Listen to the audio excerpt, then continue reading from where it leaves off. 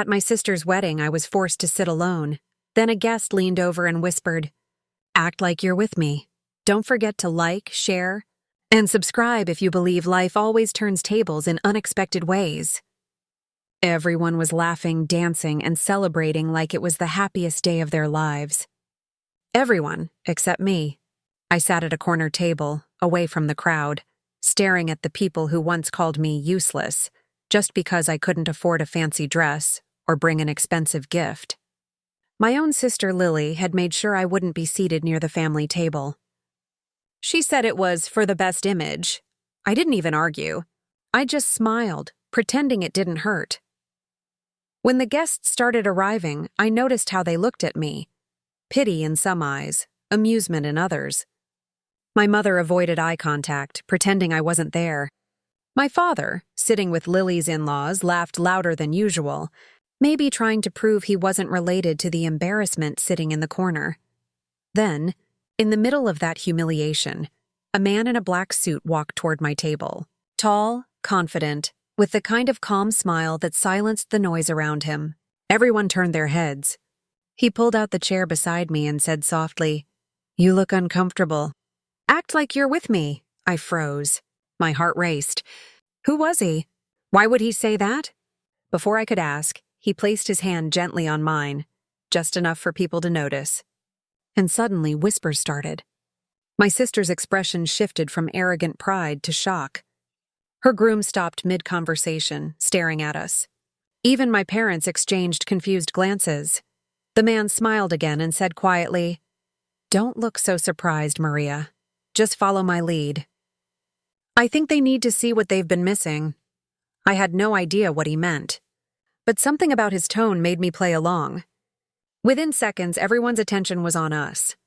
The girl they called the poor sister was now sitting with a man who looked like someone straight out of a business magazine.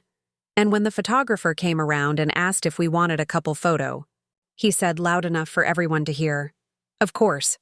She's my favorite person here." That's when my sister's smile finally cracked. But who was this man? And why did he pretend to know me? I couldn't stop shaking. My sister's wedding had just turned into some kind of silent movie where I was suddenly the lead, and everyone else was confused about the script. The man sitting beside me kept his calm smile, like he knew exactly what he was doing. As the waiter poured champagne, my sister Lily marched toward our table.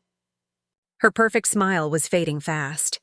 "Maria," she said through gritted teeth, "you didn't tell me you were bringing someone." Before I could even respond, the man turned to her and said smoothly, "Actually, it was a last-minute plan. I didn't want Maria to be here all alone." "She deserves better company, don't you think?" The entire table went silent. My sister blinked, clearly thrown off. "And you are—" He smiled politely. "Ethan." Then he extended his hand like a gentleman from a movie. "Maria and I go way back. College days." "College?" I almost choked. I didn't even finish college. But before I could correct him, Lily's groom joined her, eyeing Ethan from head to toe like he was evaluating his bank balance. "Ah, Ethan," he said awkwardly. "You look familiar." Ethan's smirk deepened. "I should hope so. I handle a few companies your firm partners with. I was actually invited by your CEO, but decided to come when I saw Maria's name on the guest list." That line hit like thunder. Everyone around the table turned to me, their earlier mockery replaced by curiosity. My father suddenly cleared his throat, pretending to be interested in my college friend. My mother gave a nervous laugh. Even Lily looked like she was calculating what this could mean for her image. Ethan leaned closer and whispered, just for me to hear, "Breathe, Maria. Let them wonder." I felt something strange stir inside me, a mix of relief, confusion, and power. For once I wasn't invisible. People were talking about me, not laughing at me. A few minutes later, as music filled the hall, Ethan stood up and offered his hand. "Dance with me," he said, loud enough for my entire family to hear. I hesitated, my heart pounding, but before I could say no, he added softly, "Trust me. You'll thank me later." And as he led me to the dance floor, everyone stared. My sister's smile completely vanished. My parents looked stunned. The girl they once called a failure was now dancing with a man who commanded every eye in the room. But as the song ended, Ethan leaned in and whispered something that made my heart skip a beat. Maria. I didn't just come here to help you. I came to settle a score. A score? What did that mean? And how was I part of it? My mind spun in circles. Settle a score? What did he mean? I stared up at Ethan, but he just gave me that calm, unreadable smile as we walked off the dance floor. My heart was thundering so loud I could barely hear the music anymore. We sat down again, and before I could ask anything, my sister's best friend, Jenna, leaned over with that fake sweet tone I'd known since childhood. So, Maria, she said, dragging out my name like it was a joke, you and Ethan go way back, huh? That's unexpected. Ethan didn't even let me answer. Yeah, he said smoothly. Maria was the reason I built my first startup. She believed in me when no one else did. The whole table froze. My father nearly dropped his glass. You own a startup? He asked, his voice shaking slightly. Ethan nodded casually. A few, actually. Real estate, logistics, finance. But the first one started because of her. Then he turned to me and smiled, his eyes locking onto mine with a kind of warmth that made the whole room fade away. She doesn't give herself enough credit. She's the most grounded person I know. The whispers began immediately. People who wouldn't even greet me before were now craning their necks, trying to figure out who I really was. My sister looked like she'd swallowed something bitter. She forced a laugh and said, Wow, Maria, you've been busy, I guess. I could hear the jealousy hidden in her voice. But I was still lost in Ethan's words. Why would he say all this? Why me? After dinner, when everyone was busy with toasts and photos, I finally got a chance to whisper, Ethan, what's really going on? He turned to me, serious now. You'll find out soon. Just be ready when I call your name, I frowned. Call my name? For what? Before he could answer, the wedding host announced a special guest speech. And to my shock, Ethan stood up and walked to the stage. The room went quiet as he took the mic, his voice steady, confident, echoing through the hall. I wasn't planning to speak tonight, he began, glancing toward me. But I have to say something about someone very special here. Every eye turned toward me.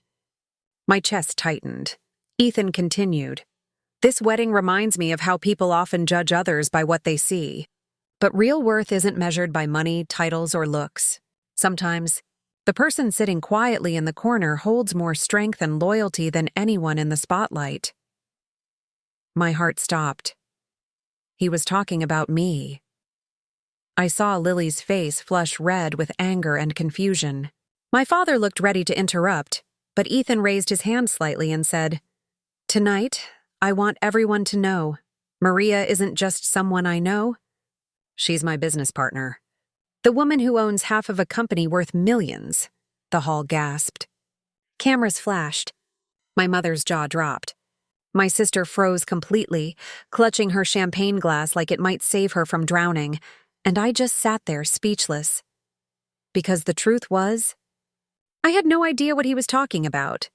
But if this was his revenge plan, why was he making me the center of it? My pulse was racing so fast it felt like the whole world had gone silent around me. Business partner?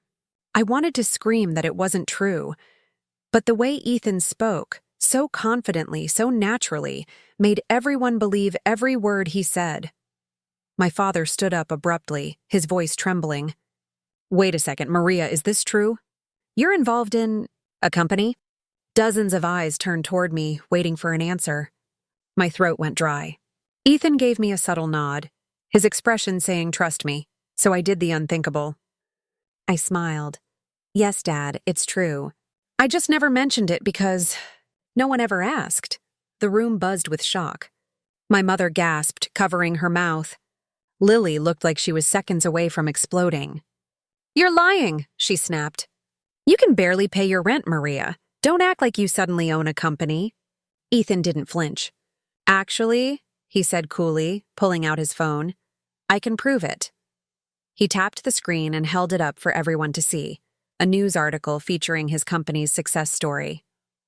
And right there, in bold letters, was the co-founder's name, Maria Thompson. Gasps filled the room. Phones came out. People whispered. My parents stared at me in disbelief. My head spun. Why was my name there? Why was he doing this? Before I could speak, Ethan said, "When I started my company, Maria believed in me when no one else did. She invested her trust, not money, and that's priceless. I made her my silent partner because loyalty deserves recognition." Tears filled my eyes. I didn't know if it was gratitude or years of pain finally breaking. Lily laughed bitterly. "Please, you're just trying to make her look important. Everyone knows she's—" "The reason you even have this wedding," Ethan cut in coldly. The hall froze. He stepped forward. "Your groom's company was saved by our firm. I signed that deal because of Maria." Lily's face drained of color. Her groom looked terrified. Whispers spread through the room. Ethan glanced at her one last time. "So before you mock your sister again, remember, your wedding only exists because of her." The hall fell silent.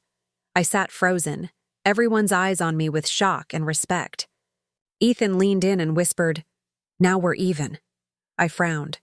"Even for what?" He smiled slightly. "For what they did to both of us." "Because, Maria," he said, "your sister's groom once tried to destroy my company, and tonight was the perfect night to make him pay." But the way he said it, the look in his eyes, told me this wasn't over. Not even close. The air in that wedding hall felt heavy, like everyone could sense that something huge had just unraveled, but no one dared to breathe. My sister stood frozen in her perfect white gown, her groom avoiding her eyes, and my parents sitting stiff, unsure which side to take now. Ethan leaned closer to me, his calm voice slicing through the noise. "You see, Maria, your sister's groom wasn't just a rival in business. He was the one who spread false rumors about me years ago, costing me millions and nearly destroying everything I built. When I found out Lily was marrying him, I realized the perfect way to end this was to show them both what real power looks like." I stared at him, still processing his words. "So you used me?" I whispered, my heart tightening. He looked at me, serious, then soft. "No, I protected you. They've made you feel small your whole life, and tonight, I wanted you to see yourself through my eyes. You're stronger than you think, Maria." For a moment, everything around us disappeared. The lights, the whispers, the shame. I could finally breathe.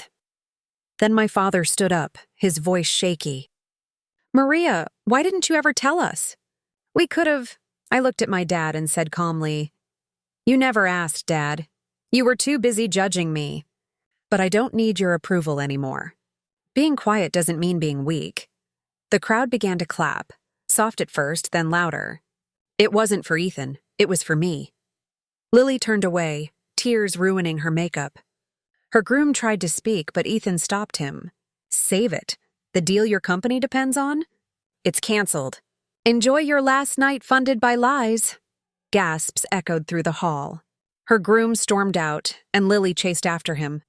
My parents sat frozen, stunned into silence. Ethan looked at me and said softly, "Revenge isn't always about destroying them. It's about showing what they lost when they underestimated you." I smiled through my tears.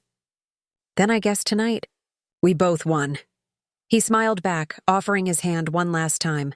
"Now let's get out of here before someone asks us for another business deal."